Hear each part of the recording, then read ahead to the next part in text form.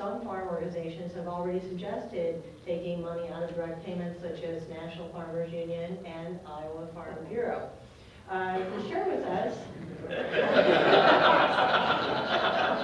Mary Kay and I are both Iowans.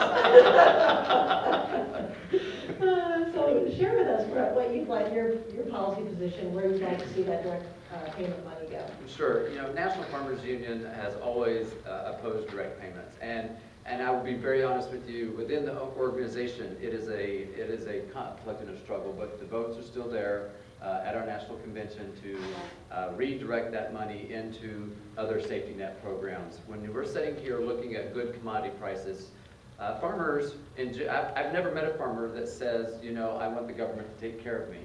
You know, and so when the market is returning a good value back to you, where you are actually covering your cost of production and you're able to go down to the hardware store and keep that money in your small town, then it's very difficult for us to go to those other members of Congress that we need for the votes for 218 and say, but we're going to dole out a direct payment to people while we have good commodity prices.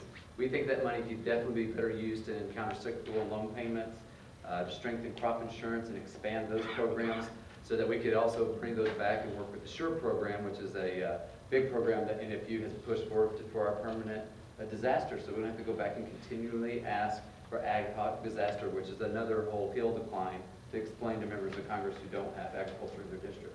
So you want the $5 billion to stay, but to be reinvested in other areas. Correct, and in safety net areas. Mm-hmm. Okay. Well, and many people in this room are Farm Bureau members, and you know that what different states decide is their policy is only their policy as long as until they bring it up to the national level. And you know, there was not an interest in doing away with direct payments for us at the national level. Now, I think that everybody knows it's a little bit of a regional issue. I mean, from a 20,000-foot level, I can go to many parts of the Midwest and say, okay, you want to do away with direct payments and put it into crop insurance, and people would say yes.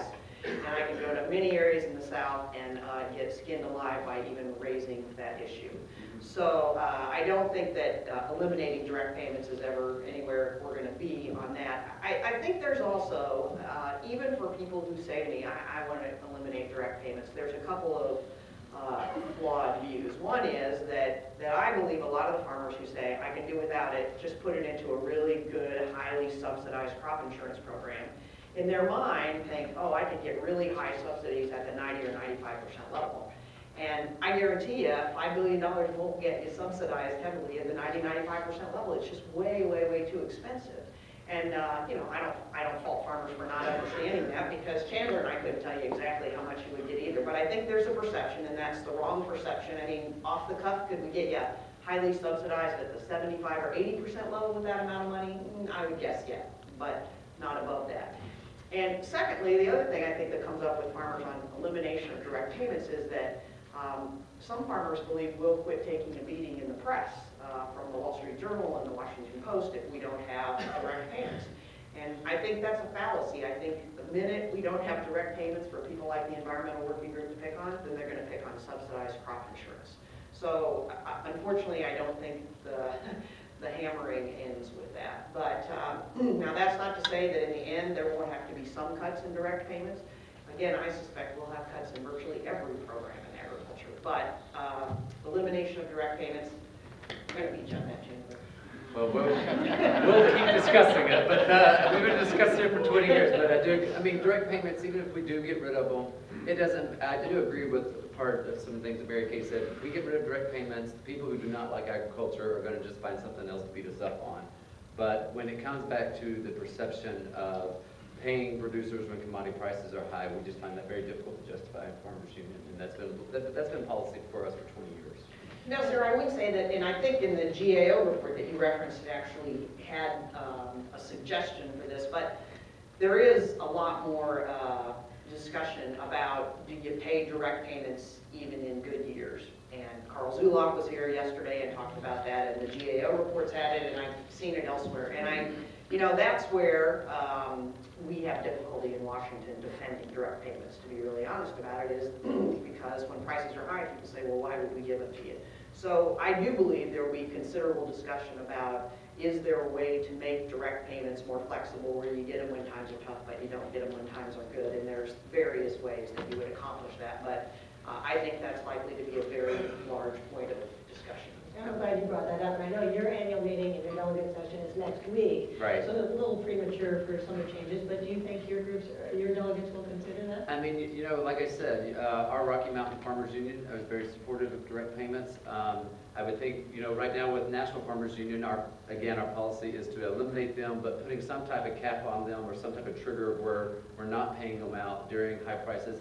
You know, though it's not fully what, and if you want, that's heading in the right direction. And I think something that we will need to discuss March 13th and 15th in San Antonio will be our national convention next week. So this will be something that we'll discuss. Of course, one of the things about making direct payments sensitive to a price trigger, a revenue trigger, could be that you're then making them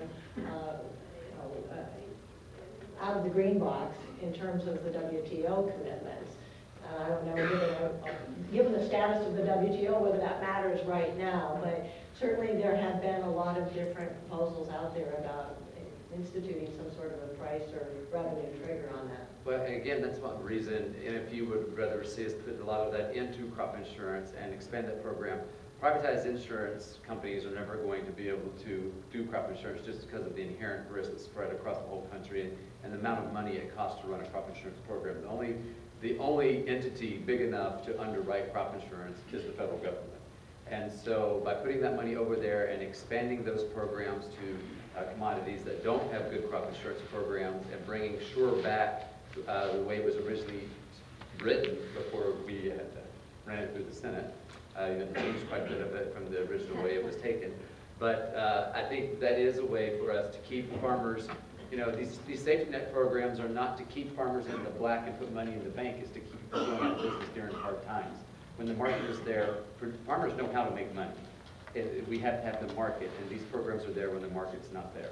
Now, Farm Bureau delegates weren't mentioning Sure in quite the same light that you did. They had a much different take on that. Mary Kay? Well, we pretty much said we love everything, which is no surprise. I think just again, if I went to the 20,000 foot level, other than the dairy industry in this country, virtually any farmer would say, keep the 08 Farm Bill, make this little tweak or that one, but keep it. And that's essentially what our delegates said, although they said, you know, we love direct payments, we love a really good risk management program, we love countercyclicals and marketing loans and the acre program and ad hoc disaster assistance. But the one thing they didn't say they loved was the SURE program, the permanent disaster. They didn't say they hated it, they just didn't say they loved it. So we've taken that as an initial signal of where we would be as far as that. And that's really a very timely point for us to all keep in mind, because SURE is one of the programs that will expire this October 1st. So less than 6 months from now, if it's something we want to extend, we got to figure out where to find $1 billion a year to be able to extend it. And so the question comes back, and I suspect this is what our delegates were thinking. I like it, but I don't like it well enough that I'm willing to take $1 billion out of direct payments, or $1 billion out of the acre program, or $1 billion out of subsidized crop insurance, or whatever it is. So that is kind of the only difference we have. But I think we're struggling just like the 4 groups here are struggling on policy, on getting some direction on where do we want to go. And it is difficult because, again, we'll write a very different farm bill depending on how much budget cut occurs. Yeah, I think this is, and I'll bring it up when we move off Title I again, and I'll be the first to say it, but this is a time when we're going to look at consolidation. There's looking at the acre program and looking at the SURE program, and again, I can't get ahead of my convention, so otherwise I will get in trouble. But again, we're going to have to look at, do we take the acre program and tweak it a little bit and add it to the SURE program? Will that make it a better program where more Mary Kay's producers will be more in support of it? And if we can expand the role of crop insurance where it works better for our southern crops, and they will participate at the level needed so that the SURE program works for them, then we won't have to come back and do these ad hoc disaster programs. And I didn't bring the number with me, but we added it up over the last 10 years. How much money we have spent doing ad hoc disaster programs was way more than what the SURE program would have cost if we would have fully funded it and expanded crop insurance. So I mean, when you look at the two, this is, and you're not going to use it every year. Well, one thing is sure about SURE, and that is it's going to change, because it didn't work. It has to change. And much of the reason it did work was the supplemental stimulus funding that went into it, and so if we do SURE, it will have to change. I fully agree. It was not funded at the level it needed to be in the Farm Bill for it to function at its most efficient level.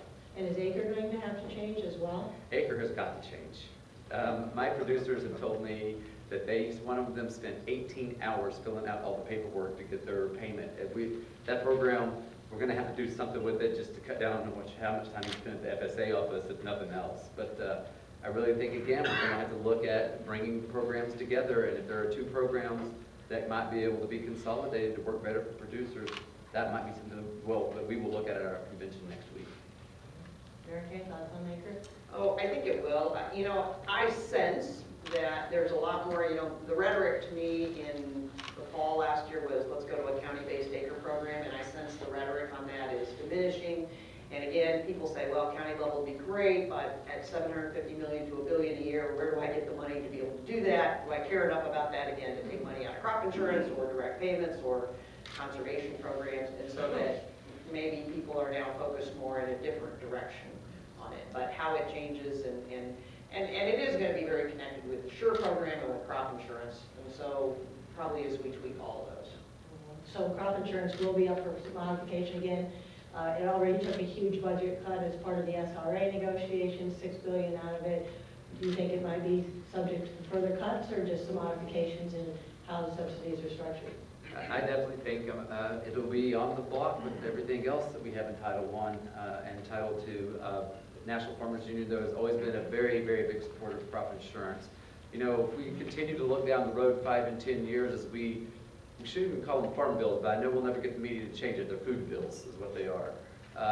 But as we continue to do farm bills, you know, it's our projection crop insurance is going to be what we're left with at the end as we continue to have budget problems and continue to work on what farm safety net programs are accepted and are able to be passed. And so we will defend crop insurance till the end.